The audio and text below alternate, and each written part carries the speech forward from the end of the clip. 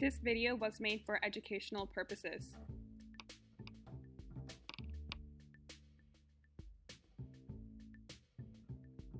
Winnipeg General Strike.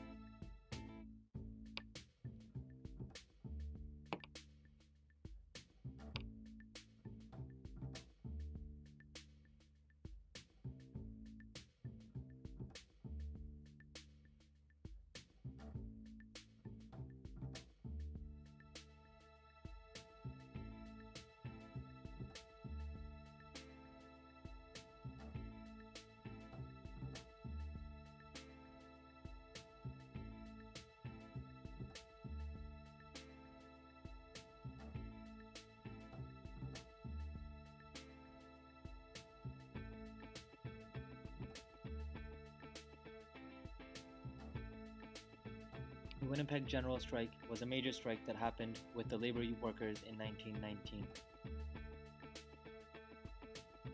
After World War I, soldiers returned back from the war expecting to get back to their regular routines of work, but were shocked to find out that many immigrants had taken over their old jobs. This increased the unemployment rate drastically. May 1st, 1919. Employers and employees had a meeting regarding their problems with each other, leaving many things unresolved at the table. Building Trades Council and Metal Trades Council voted to go on strike. Winnipeg Building Trades Council united all cities' construction unions into one organization. Metal Trades Council combined various metal craft shops, auto repair workers, etc.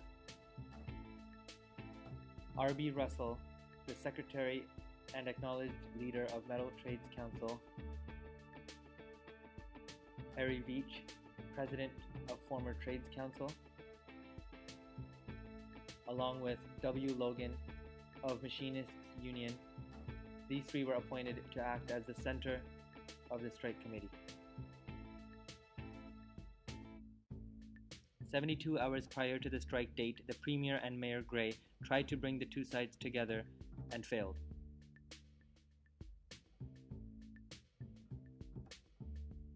May 15, 1919. Winnipeg Trades and Labor Council, known as the WTLC, called for a general strike to support metal workers. May 15, 1919, approximately 30,000 workers left their jobs at 11 a.m., both unionized and non-unionized. This included policemen and firefighters. A few things that the workers wanted: decent wages, around 80 cents an hour, an 8-hour working day, the right to bargain collectively for better working conditions, and recognition of unions.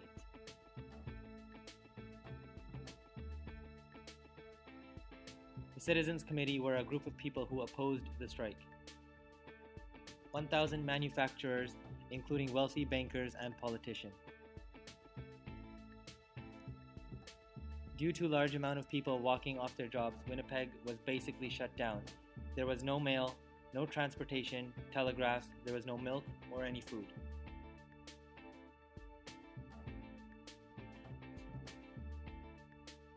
May 20th, 1919.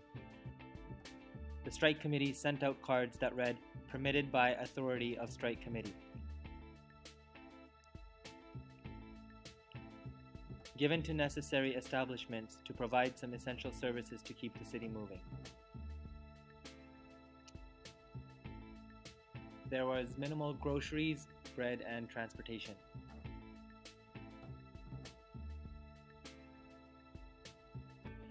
Mr. Robertson and Arthur Meighan tried to get control of the post office situation by fixing a deadline by which all employees had to return to work or they were dismissed. The majority of the workers were fired and replaced with volunteers when they did not show. This became a standard practice. The sympathy strike took place amongst 3 major cities in Canada, including Vancouver, Toronto, and Montreal, to support the strike. The federal government got involved, fearing that the strike would eventually spread across Canada, creating a bigger problem. May 20th, 1919. The anti-strike forces asked the city police force to sign an ultimatum that would disassociate the force from the strike and promise not to participate in future sympathetic strikes.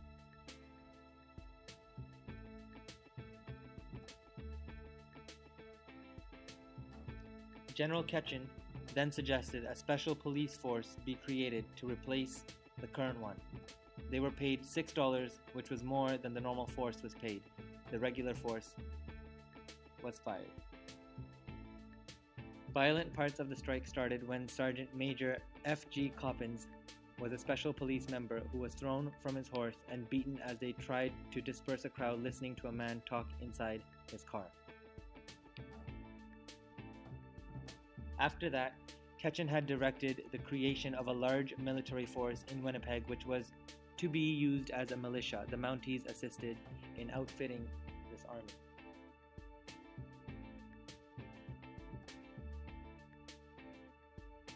June 21st, 1919.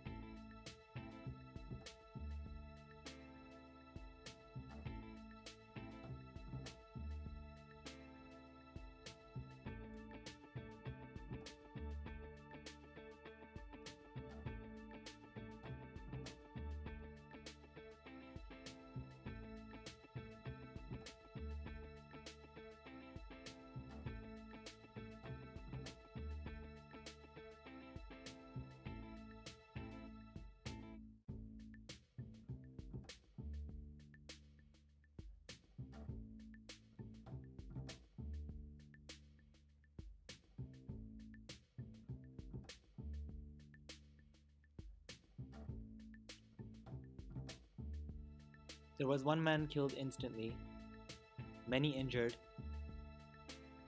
and strike leaders arrested.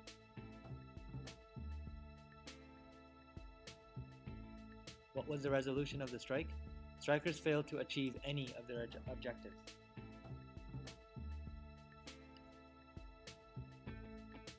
June 26, 1919. Strike leaders called off the strike to avoid violence.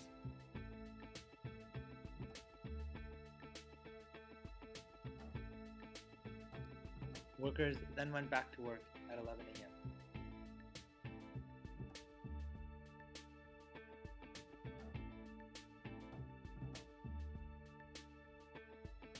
The provincial government promised an agreement to appoint a royal commission to conduct an impartial investigation into the causes of the dispute. Did it mark a change in Canadian labor relations?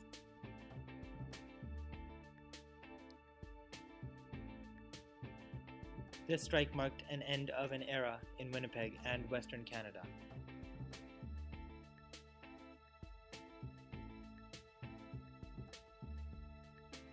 Their loss undermined the strength of all Western labor.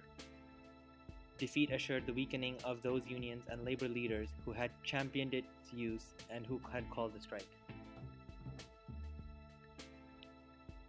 This also created the One Big Union, which was the aftermath of the Winnipeg General Strike. This union was also founded by veteran leaders of the original strike. The One Big Union itself was composed of workers from the mining, transportation, and logging industries. Because the Winnipeg General Strike outcome wasn't what the employees expected, the One Big Union served a purpose to allow more strikes to take place so that employees could get what they asked for. The Winnipeg General Strike was the beginning in Canadian history where it left a platform for future labor relations conduct.